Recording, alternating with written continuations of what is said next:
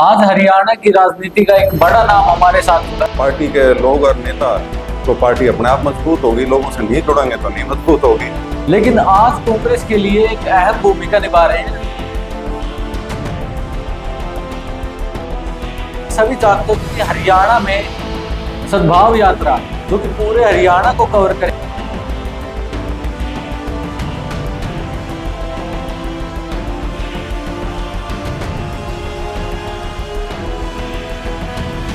मेरे कई लोग ये कहते हैं कि जी यह बात क्या करो, लोगों को ये सुनने में अच्छी लगती है। ज़्यादा ना सक्रिय था ना मुखर था, क्योंकि उस पार्टी में इस तरह की आज़ादी है भी नहीं। और ये देखिए, हरियाणा की तो पिछले 11-12 साल में दुर्दशा बना दी। हमारी आप शिक्षा व्यवस्था को देख लीजिए, उसका कि सबसे बड़ी कमी जो है, जो मैं मानता हूँ शिक्षा के मामले में, वो हमारी कमज़ोरी है साइंस, मैथ्स और इंग्लिश में।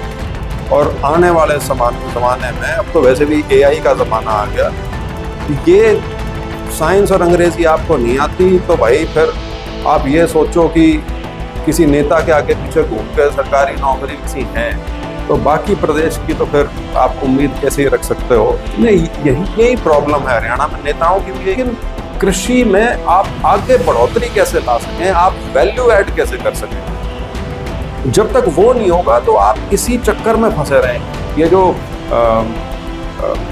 इसकी है कि पंजाब आज से 25 साल पहले तक पूरे देश में नंबर 1 की स्टेट होती थी, लेकिन अब वो कहीं स्टैंड नहीं करता, क्योंकि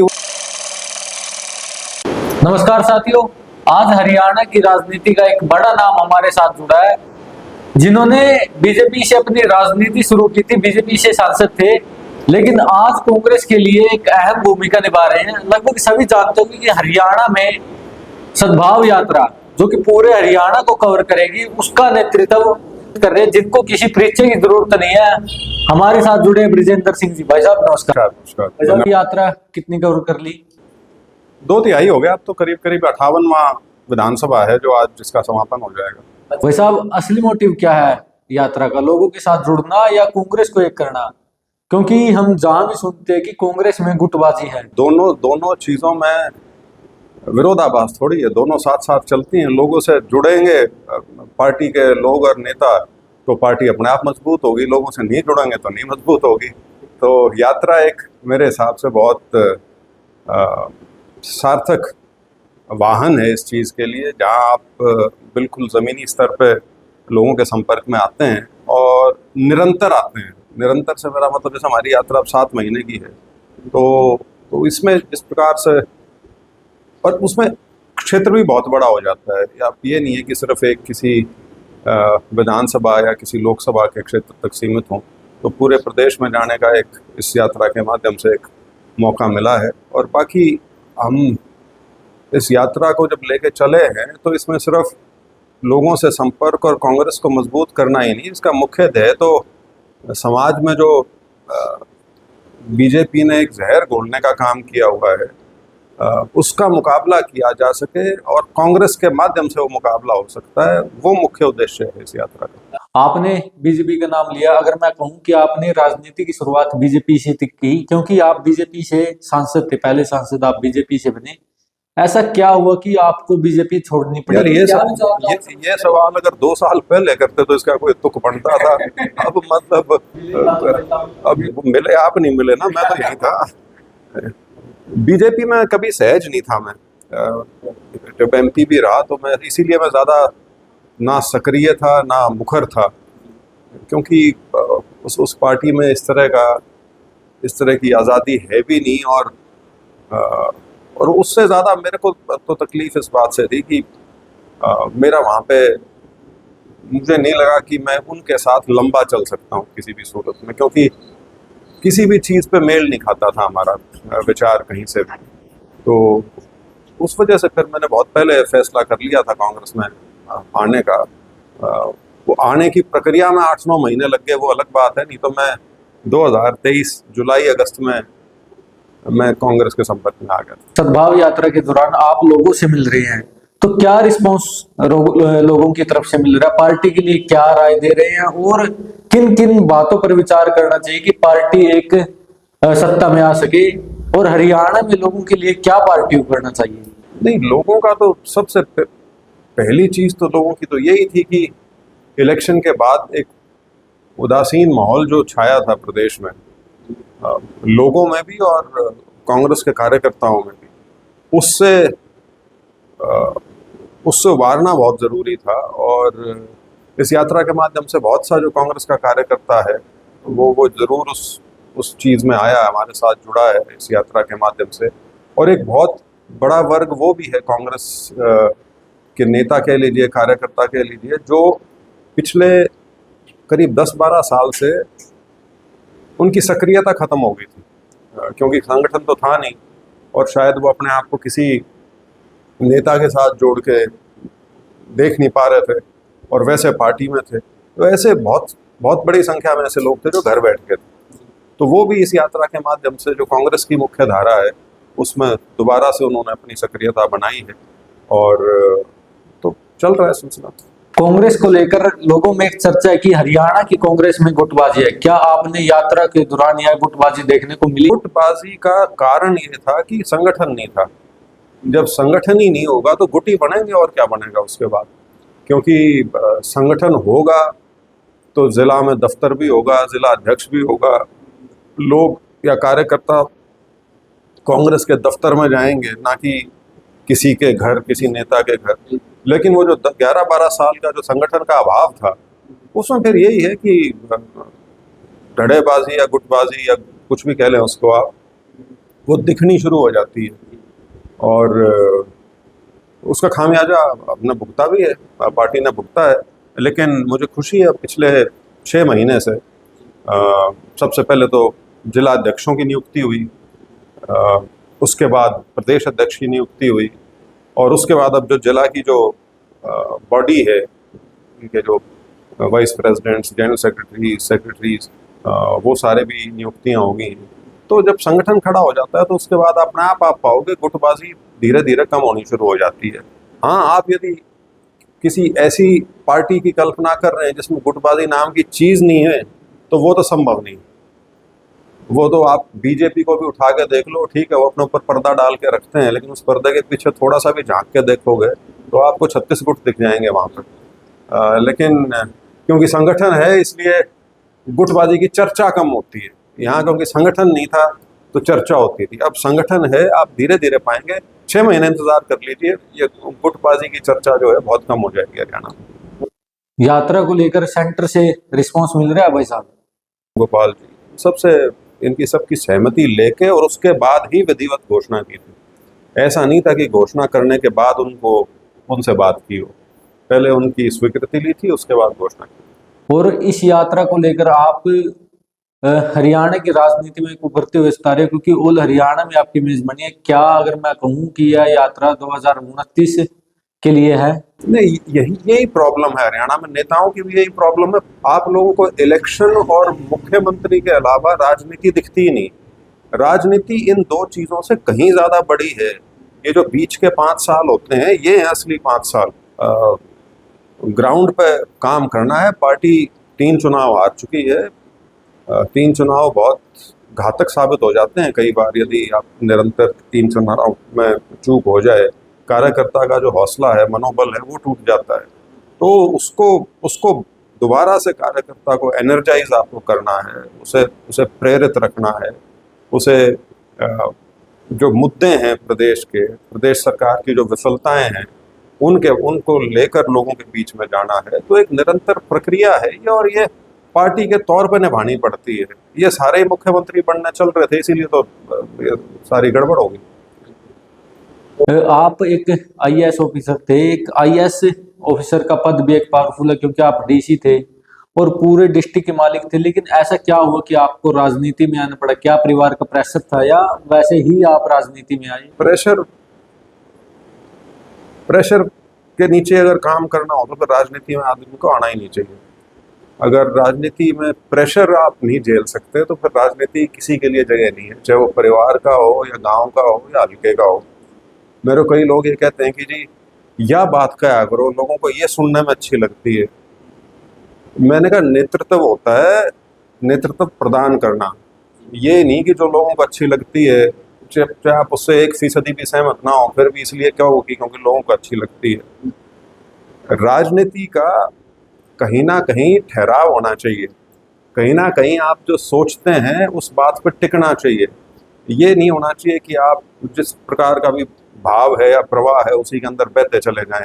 वो नेतृत्व नहीं होता, वो तो फिर आप भी हजार की भीड़ में एक आप भी हो। तो नेतृत्व का मतलब तो यही होता है, one should be able to lead. वो ठीक है, आप में काबिलियत है या नहीं वो लोग डिसाइड कर लेते हैं। और अगर मैं यूथ कांग्रेस की बात करूं, क्या यूथ कांग्रेस को आगे आना चाहिए राजनीति में? नहीं नहीं, यूथ को तो देखिए, यूथ कांग्रेस क्या, यूथ को आगे आना चाहिए। क्योंकि 2/3 से ज्यादा आबादी जो है अब वो 35 साल से नीचे वालों की है, और इन्हीं का भविष्य है जो दाव पे लगा हुआ है। मेरे जैसे या जो मेरे से और बड़े हैं उम्र में, वो तो अपनी पारी करीब करीब खेल चुके हैं उस नाते। ये तो युवा है जिसको राजनीति की बागडोर संभालनी पड़ेगी। और ये जो एक चलन होता है ना कई बार कि हमें राजनीति से कोई मतलब नहीं, राजनीति एक गंदी चीज है, राजनेता भी अच्छे नहीं होते, इस सोच से बाहर निकलना पड़ेगा। क्योंकि पूरी देश की और प्रदेश की जो व्यवस्था है वो उस देश की और प्रदेश की राजनीति उसका निर्धारण करती है कि किस दिशा में जाएगा। तो उसमें युवा की भागीदारी बहुत अहम होनी चाहिए, प्रमुखता से सामने आनी चाहिए। चाहे वो स्टूडेंट पॉलिटिक्स के माध्यम से हो, चाहे वो पार्टी पॉलिटिक्स के माध्यम से हो, जैसे आपने यूथ कांग्रेस का जिक्र किया, चाहे NSUI है, तो इनका तो एक बहुत अहम किरदार है राजनीति में। और ख़ास तौर पे अब क्योंकि हमारा जो पॉपुलेशन प्रोफाइल है उसमें बहुत भारी संख्या जो है वो अब युवाओं की बन चुकी है। तो एक एक्टिव पार्टिसिपेशन पॉलिटिक्स में बहुत ज़रूरी है, ना कि सिर्फ सोशल मीडिया के माध्यम से अपने विचारों का आदान प्रदान करना। वो भी ठीक है, एक तरीका है, लेकिन एक्टिवली पार्टिसिपेट करना चाहिए। एक्टिवली से मेरा ये मतलब नहीं कि आप ज़रूरी हो कोई पॉलिटिकल पार्टी के माध्यम से ही करो, कोई भी अलग तरीका हो सकता है, समाज सेवा के हिसाब से हो सकता है, NGO के माध्यम से हो सकता है, आंदोलन के माध्यम से हो सकता है, लेकिन मुद्दे उठाने जरूरी। बिल्कुल बिल्कुल, युवाओं की धारणा है कि राजनीति में आने के लिए पैसा और समय बहुत जरूरी है, लेकिन आपके हिसाब से क्या ज्यादा जरूरी है, पैसा, समय या भावना? सबसे ज्यादा जरूरी है आपकी निष्ठा होनी चाहिए कि आप राजनीति कर किस लिए रहे हैं। हाँ, यदि राजनीति आप किसी पद को हासिल करने के लिए सिर्फ वहीं तक आपकी मार है, आपकी राजनीतिक सोच सिर्फ एक पद को हासिल करने की है, ठीक है, फिर तो पैसे भी लेके आओ, क्योंकि आप पैसा कमाने के हिसाब से ही शायद राजनीति को एक जरिया मान रहे हैं। अन्यथा राजनीति में आदमी की निष्ठा होनी चाहिए, किन किन मूल्यों में वो विश्वास करता है उसके प्रति उसका एक समर्पण होना चाहिए। और उसके बाद जो आपने समय की बात कही, राजनीति फुल टाइम जॉब है।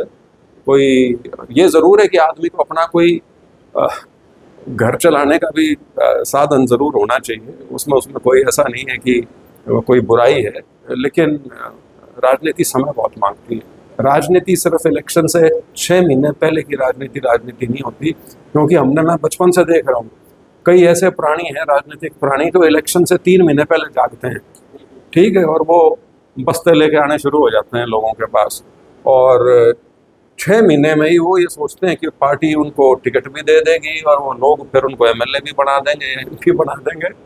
कई बार किसी एक आधे का तुक्का लग भी जाता है, लेकिन वो विरला ही कोई 100 में एक होता है। अन्यथा राजनीति जो है बहुत कड़ा परिश्रम है, बहुत मेहनत है और बहुत प्रतिस्पर्धा है। खास तौर पे युवाओं के लिए मैं कहना चाहूँगा कि राजनीति में यदि आओ तो सब्र के साथ आओ। आप यदि ये सोचेंगे कि मैंने पार्टी में 2-4 साल लगा दिया और पार्टी मेरे को तरजीह नहीं दे रही, मेरी पहचान नहीं कर रही, तो भाई पार्टी में तो 20-20 और 40-40 साल लगाने वाले भी मिल जाएंगे आपको। तो 2-4 साल में यदि आप व्यथित हो जाएंगे तो फिर आप गलत जगह पे, फिर आप कोई और व्यवसाय ढूंढ सकते हैं, लेकिन राजनीति में सब्र होना बहुत जरूरी है। भाई साहब, अगर आप किसी बड़े पद पर बैठे हो और आपको कोई बदलाव करना, तो संगठन में क्या बदलाव करोगे, हरियाणा में क्या बदलाव करोगे आप? नहीं, देखिए, हरियाणा की तो पिछले 11-12 साल में दुर्दशा बना दी है।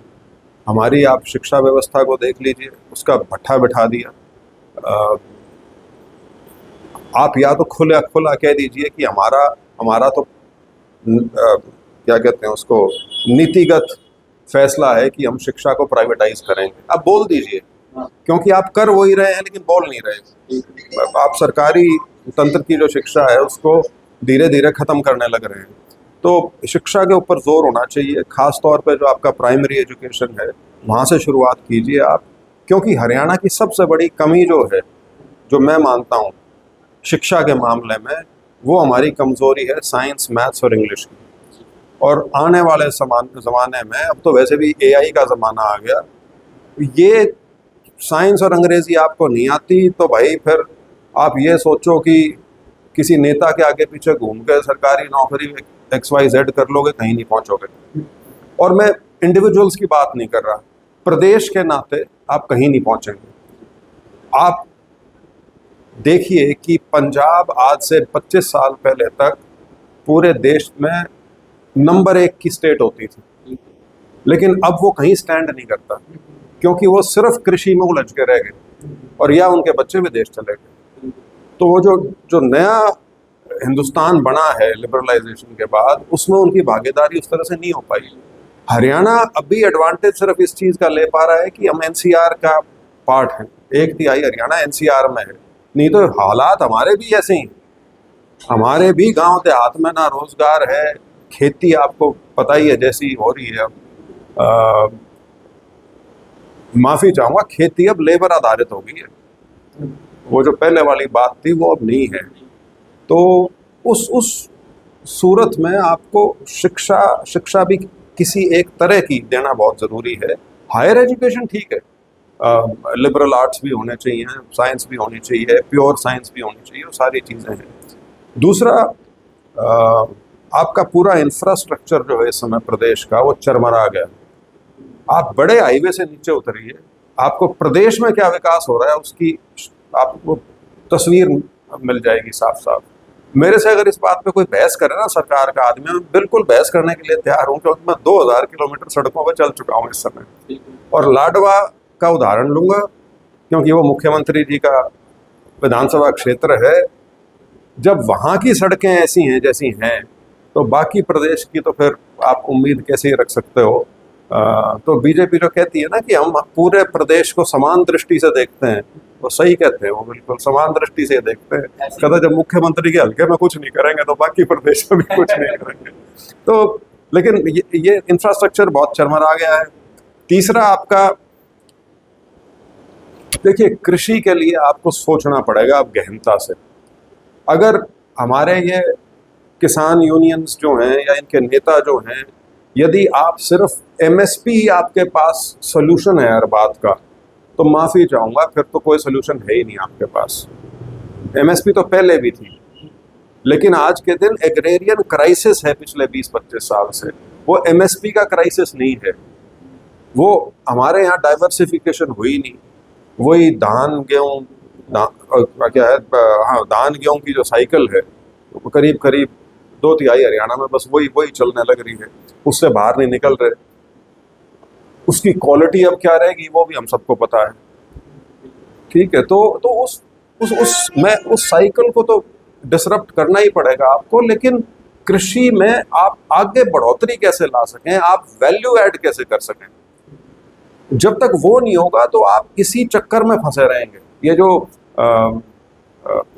इसको क्या विशियस सर्कल जो है of low growth, low income, वो चलती चली जाएगी। क्योंकि ग्रीन रेवोल्यूशन के जो शुरुआती 30 साल थे, वो फेज अब खत्म हो चुका है, वो अब एक उसमें स्थायित्व आ चुका है, वो एक उस पे है। उसके बाद 1.5-2 पीढ़ियां जा चुकी हैं, आपकी लैंड होल्डिंग बची नहीं है, 1.5-2 किला बचा हुआ है। और इसीलिए ये बच्चे जो हैं ये विदेश की तरफ दौड़ना शुरू कर रहे हैं। तो कृषि, एम्प्लॉयमेंट, ये रिलेटेड है सारी। आपका जो ना एजुकेशन, एम्प्लॉयमेंट, एग्रीकल्चर, ये सब एक दूसरे से इनका संबंध है। तो किसी भी प्रदेश के बारे में जब आप सोचें तो सारी चीज़ों को देख के आगे बढ़ना पड़ता है। सिर्फ ये नहीं है कि आप किसी एक चीज़ पे फोकस करके उसको इम्प्रूव करके बाकियों में भी उम्मीद रखें कि वो भी ठीक हो जाएंगी। तो अनेकों चीज़ हैं, लेकिन अनएम्प्लॉयमेंट आज के दिन हरियाणा संगठन ने तो जब शक्ल अपनी लेना शुरू कर दी है। बस ये ज़रूर है कि संगठन जो बनाया गया है वो राहुल गांधी जी की बहुत बड़ी पहल उसमें रही है। ये जो संगठन सृजन अहमदाबाद का जो सेशन था वहाँ से शुरुआत हुई थी, उसके बाद गुजरात में पहले संगठन किया, उसके बाद फिर हरियाणा, मध्य प्रदेश और उत्तराखंड, अब तो अनेकों स्टेट्स में चल रहा है ये। जिनको पद मिल रहे हैं, जैसे रामचंद्र जी यहाँ जिला अध्यक्ष हैं, अब इनको संभालना है सारा का सारा, क्योंकि खास तौर पे हरियाणा में इसलिए क्योंकि संगठन था नहीं, तो लोगों की थोड़ी आदत भी बिगड़ रही है। तो वो जिला अध्यक्षों को अपनी अथॉरिटी को जमाना पड़ेगा। सिर्फ पद आने से वो अथॉरिटी नहीं जमेगी, उनको वो जो पद की जो गरिमा है उसको ताकत भी देनी पड़ेगी, तब जाके जिला की जो कार्यकारिणी है जो काम उससे अपेक्षित है वो फिर उस प्रकार से कर पाएगी। बहुत बहुत धन्यवाद भाई साहब, यात्रा के बीच में आपने समय दिया, बहुत बहुत धन्यवाद। Thank you.